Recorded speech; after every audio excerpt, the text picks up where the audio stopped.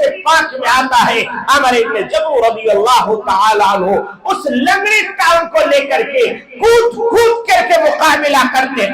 رہے، صبح سے شام تک مقابلہ کرتے رہے، اور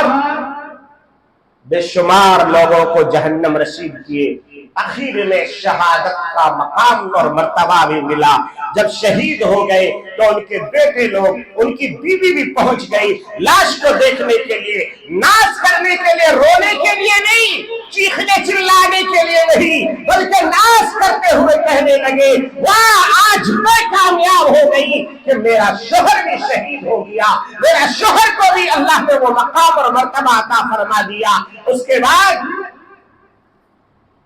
ان کے بیٹوں نے چاہا کہ ان کی لاش کو ہم گھر لے جائیں، ایک چٹائی پہ لپیٹ کے اونٹ میں باندھ دیے، اونٹ کے اوپر رکھ کر کے، اور اونٹ کو چلانے لگے مدینے کے طرف، تاکہ مدینے میں جنت البقیع میں لے جا کے دفن کیا جائے۔ حدیث پاک میں آتا ہے کہ وہ اونٹ چلتی نہیں ہے، بیٹھ جاتی ہے، زبردستی مارنے کے بعد چلائے تو گھوم کے پھر احد کی طرف، پھر چلانے کی کوشش کرتے ہیں، پھر گھوم کے احد کی طرف۔ صحابہ نے عجیب و غریب منظر دیکھا، اللہ کے نبی صلی اللہ علیہ وسلم کے پاس گئے، کہنے لگے یا رسول اللہ عمر ابن جموح کے بیٹے لوگ چاہتے ہیں ان کی لاش کو مدینہ لے جائے، مگر وہ اونٹنی جاتی نہیں، کتنا کوشش کرے تو وہ یا بیٹھ جاتی ہے یا پھر گھوم کے ادھر آ جاتی ہے۔ اسی طرح کے بیانات سننے کے لیے مولانا منور حسین صدیقی آفیشل کو سبسکرائب کریں۔ بسم اللہ الرحمن الرحیم۔ السلام علیکم ورحمۃ اللہ وبرکاتہ۔ اللہ رب العزت کا بے انتہا کرم اور احسان ہوا کہ اللہ تبارک و تعالی نے آج ہم سب کو ایمان اور یقین کے ساتھ نماز جمعہ کے لیے جمع فرمایا۔ اللہ تبارک و تعالی سے دعا فرمائے کہ اللہ تبارک و تعالی ہم سب کے جمع ہونے، کہنے اور سننے کو بے حد قبول فرمائے، اور اس جمعے کی برکت سے پورے عالم میں امن و امان قائم فرمائے، سلامتی عطا فرمائے، آمین یا رب العالمین۔ سامعین محترم، عزیزان گرامی، گزشتہ کئی جمعوں سے ہم سب فلسطین اور فلسطین کے مظلوم انسانوں اور فلسطین میں رونما ہونے والے واقعات کے بارے میں کچھ سن رہے تھے، جبکہ حالات بد سے بدتر ہوتا جا رہا ہے۔ آج میں نے جس سورت کی تلاوت کی ہے وہ سورہ زلزال ہے، اور اس سورت کے اندر قیامت کی نشانیوں کا تذکرہ اللہ تبارک و تعالی نے فرمایا۔ ویسے قیامت ایک مسلم حقیقت ہے،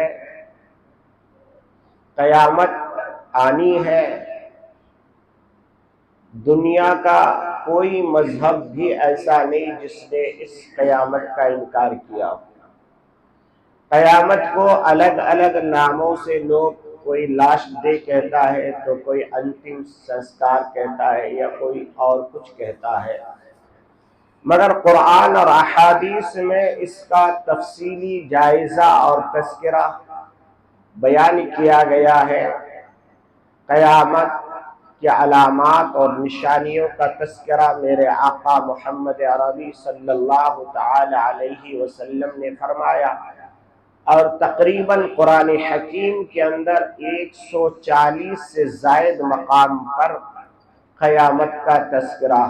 ہوا ہے۔ سورۃ الحج کی شروع کی آیتیں پڑھیں، اللہ تبارک و تعالی نے وہاں پر بھی قیامت کا ذکر فرمایا اور کہا यौम तरौनहा तज़हलु कुल्लु मुर्दिअतिन अम्मा अर्दअत व तज़उ कुल्लु ज़ाति हम्लिन हम्लहा व तरन नास सुकारा वमा हुम बिसुकारा वलाकिन्न अज़ाबल्लाहि शदीद। अल्लाह तबारक व तआला ने सूरह क़यामा के अंदर यानी कि जगह जगह पर कुरान में इसका जिक्र फरमाया गया। उसकी मिसाल यूं समझिए कि जब क़यामत का असल होना क्यों जरूरी है, उसके लिए ये है कि जैसे बच्चे को हम स्कूल में या कॉलेज में एडमिशन कराते हैं तो टीचर पढ़ाते पढ़ाते बार बार ये कहता है कि भाई अच्छा से होमवर्क करो, अच्छा से पढ़ो, क्योंकि सामने फाइनल एग्जाम आने वाला है। अगर अच्छा से अब नहीं पढ़ोगे, होमवर्क नहीं करोगे तो फाइनल एग्जाम में तुम फेल हो जाओगे। तो इसी तरीके से अल्लाह तबारक व तआला ने सैयदना आदम अला नबीना अलैहि सलातो व तस्लीम से लेकर के आखिरी इंसान तक जब जब जिसको भी पैदा किया गया उसे बताया गया कि एक दिन तुम्हें हर किए का जजा और सजा मिलने वाली है। मुसलमान है तो मुसलमान कुरान को पढ़ता है। कुरान कहता है फमन यअमल मिस्काल ज़र्रतिन खैरन यरह वमन यअमल मिस्काल ज़र्रतिन शर्रन यरह। अगर तुम राई के दाने के बराबर भी कुछ अच्छाई का अमल करोगे वो भी तुम अपने रब के पास पाओगे, और अगर तुम राई के दाने के बराबर भी किसी के साथ बुराई का मामला करोगे वो भी तुम्हें तुम्हारे रब के पास मिलेगा। इसलिए हमेशा इंसान को ये बताया गया कि देखो अच्छाई का बदला अच्छाई से, बुराई का बदला बुराई से मिलेगा। आजकल क्योंकि लोग तहकीकी मिजाज रखते हैं, कुरान और अहादीस से ज्यादा साइंस पर लोगों का ईमान है, वो लोग हर चीज को अपने आंखों से देखना चाहते हैं, तो उसके लिए अल्लाह तबारक व तआला ने फरमाया कि इंसान जब इस दुनिया से चला जाएगा, और क्योंकि यहाँ 60-75 साल की जिंदगी जो गुजारी उसने झूठ पर गुजारी, अल्लाह के अहकामात की पाबंदी नहीं की, तो आदत पड़ी हुई होगी वहां पर ये झूठ बोलने की कोशिश करेगा कि अल्लाह मैंने ये नहीं किया, अल्लाह मैंने ये नहीं किया, अल्लाह मैंने ये नहीं किया। तब अल्लाह तबारक व तआला इस साइंसी दौर की इजादात को अल्लाह तबारक व तआला ने इस तरीके से कहा। सूरह यासीन की तिलावत करें, आपको पता चलेगा। अल्लाह तबारक व तआला ने फरमाया अल-यौम नख्तिमु अला अफ़वाहिहिम व तुकल्लिमुना अयदीहिम व तशहदु अर्जुलुहुम बिमा कानू यक्सिबून। अल्लाह तबारक व तआला फरमाते हैं कि जब ये इंसान झूठ बोलने की कोशिश करेगा तो अल्लाह तबारक व तआला उसके मुंह को सिल देंगे, मोहर लगा देंगे, दोनों को सेलेट टेप से चिपका देंगे, और फिर इंसान के सामने यह हाथ खड़ा हो जाएगा और कहेगा ए बंदा, तूने फला के साथ इन हाथों से जुल्म किया था। ये पांव कहने लगेंगे ए इंसान, इन्हीं पांव से चल करके इस गलत काम को करने के लिए तुम आगे बढ़ेंगे। इंसान का आज़ा अपनी अपनी जुबान से गवाही देना शुरू कर देगा, और ये इंसान झूठ बोलने की कोशिश करेगा मगर बोल नहीं पाएगा। तब ये इंसान कहेगा कि ऐ हाथ ऐ पाओ, हमने तो तुम्हें बचाने के लिए, तुम्हें राहत पहुंचाने के लिए, तुम्हें मुर्गा मुसल्लम और बिरयानी खिलाने के लिए झूठ बोला था। मैंने तो इसीलिए गलत काम किया था ताकि तुम्हें राहत पहुंचाए, तुम्हें अच्छा से अच्छा आराम की जिंदगी दे, एयर कंडीशन वाली जिंदगी दे। आज क्यों मेरे खिलाफ बोल रहे हो? तब हाथ कहेगा ओ बंदे, तेरे मातहत में हमने दुनिया में जिंदगी गुजारी, यहाँ हम तेरे मातहत में नहीं है, यहाँ हम आजाद हैं, यहाँ रब ने हमें ताकत दे रखी है कि हम जो चाहे कर सकते हैं। इसलिए ये जमीन गवाही देगी, ये हवाएं फिजाएं गवाही देगी। इसीलिए उलमाए किराम कहते हैं कि जब कहीं सैर सपाटे के लिए जाओ, जब कहीं पिकनिक मनाने के लिए जाओ, जब किसी बाग और चमन में घूमते रहो तो अल्लाह अल्लाह की तस्बीह बयान करते रहो, ताकि कयामत के दिन ये दरख्त, ये शजर, ये हजर, ये घास, ये फूस तुम्हारे लिए गवाही देता हुआ नजर आए। मेरे परवरदिगार, ये घूमने आया था, फरहत और मसरत हासिल करने के लिए आया था, ये जो है दुनिया में लज्जतें हासिल करने आया था, मगर यहाँ भी आके आपको नहीं भूला। सारे लोग नाच रहे थे मगर ये नमाज पढ़ रहा था, सारे लोग गा रहे थे मगर ये तेरी तस्बीह और तेरी तहलील बयान कर रहा था, सारे लोग जो है झूम रहे थे मगर ये तेरे सामने अपने सर को झुका करके तेरी बड़ाई और किबरियाई बयान कर रहा था। मेरे अजीज दोस्तों और बुजुर्गों, इसलिए कि अल्लाह रब्बुल आलमीन हर जगह हाजिर और नाजिर है, हर जगह पर हमें देख रहा है। इसलिए हमें सोचना ये चाहिए कि एक रोज कयामत का भी आने वाला है। अब एक सवाल लोग करते हैं कि क्या कयामत के रोज अल्लाह तबारक व तआला सिर्फ मुसलमानों को जिंदा करेंगे और मुसलमानों को सजा और सजा, और जो दूसरे अदियान है, दूसरे मज़ाहिब के मानने वाले हैं, उनके बारे में क्या होगा? तो इसका बहुत सादा और सिंपल सा जवाब है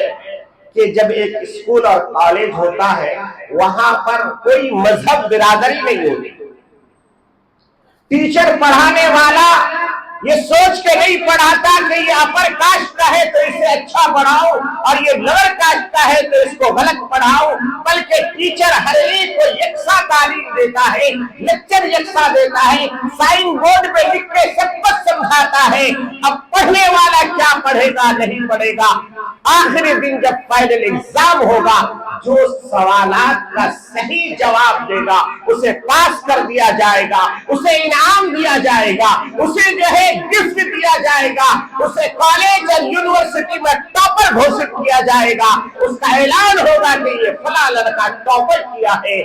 यही हाल अल्लाह का भी है। अल्लाह तबारक व तआला ने किसी को नहीं कहा कि तुम कौन सी कास्ट में पैदा हुए, क्या करोगे। अल्लाह ने हजरत आदम के साथ सहीफे दे करके भेज दिया, हजरत नूह के साथ सहीफे दे करके भेज दिया, हजरत मूसा के साथ तौरात दे करके भेज दिया, हजरत ईसा के साथ इंजील दे करके भेज दिया, और फिर आखिर में जनाब मोहम्मद अरबी सल्लल्लाहु तआला अलैहि वसल्लम के शक्ल में सारी दुनिया की निजात दहिंदा, सारी दुनिया को निजात दिलाने के लिए मेरे आका मोहम्मद रसूलुल्लाह सल्लल्लाहु अलैहि वसल्लम जो कुरान लेकर के आए, उसमें कहीं पर यह लिखा हुआ नहीं है कि ये सिर्फ मुसलमानों के लिए है, उस पर कहीं पर लिखा हुआ नहीं है कि इसको दूसरे मजहब के लोग ना पढ़े, बल्कि कुरान आम जुबान में है। कुरान को जो भी चाहे पढ़े, जो भी उससे हिदायत हासिल करना चाहे हासिल कर ले,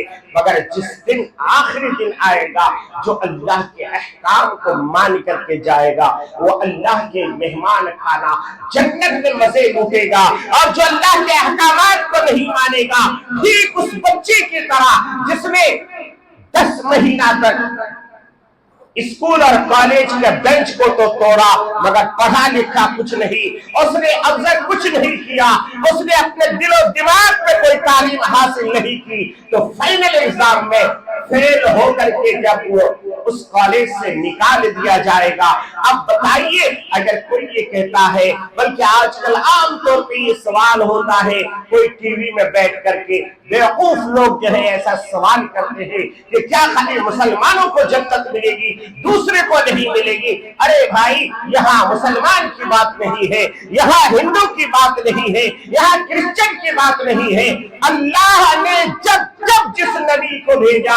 اس کا ٹائم پیریڈ مقرر کر دیا گیا تھا، اس کو بتا دیا گیا تھا عیسیٰ کے ماننے والے یہاں تک ہیں، موسیٰ کے ماننے والے یہاں تک ہیں، قیامت تک محمد رسول اللہ صلی اللہ علیہ وسلم کی زندگی۔ میرے عزیز دوست اور بزرگوں، تو قیامت کے روز اللہ کے سامنے سب کو حاضری دینی ہے اور سب کو اس کے کیے کا سزا اور جزا۔ اچھا کرو گے اچھا ملے گا، برا کرو گے برا ملے گا۔ جیسی کرنی ویسی بھرنی، نہ مانے تو کر کے دے۔ جنت بھی ہے دوزخ بھی ہے، نہ مانے تو مر کے دے۔ مرنے کے بعد پھر کوئی دوبارہ دنیا میں نہیں آئے گا، ہاں اس کی زندگی ہوگی، یعنی یا تو دوزخ والی زندگی ہوگی یا جنت والی زندگی ہوگی۔ جنت میں کون جائے گا؟ جو اللہ کی فرما برداری کرے گا۔ آج جو پورے عالم میں چل رہا ہے، نہتے معصوم فلسطینیوں کو کچلا جا رہا ہے، ان کے بوٹیوں کے چیچڑے اڑائے جا رہے ہیں، یہ مت کہیے کہ وہ لوگ ناکام ہو رہے ہیں، بلکہ وہ لوگ کامیاب ہو رہے ہیں۔ ان کی زندگی کا اصل مقصد انہیں مل رہا ہے۔ اللہ تبارک و تعالی نے شہیدوں کے لیے 6 انعام رکھا، ان میں سے سب سے پہلا انعام یہ ہے کہ شہید مرنے سے پہلے اپنا ٹھکانہ جنت کو دنیا میں دیکھتا ہے۔ اپنا ٹھکانہ جنت کو دنیا ہی میں دیکھ لیتا ہے۔ ابھی اس کی روح نکلی نہیں ہوگی، اللہ اس کے سامنے اس کی جنت کو لا کے کھڑا کر دیتا ہے اور کہتا ہے میرے بندے تو میرے راستے میں شہید ہوا ہے، تیری روح نکلنے سے پہلے میں تجھے یہ انتظام کر رکھا ہوں۔ حدیث پاک میں آتا ہے کہ وہ ایسی جنت اسے دکھائی جاتی ہے کہ جس کی چوڑائی زمین و آسمان کے خلا کے برابر، دنیا کی ساری نعمتیں اسے دکھائی جاتی ہیں۔ حضرت عمر بن جموح رضی اللہ تعالی عنہ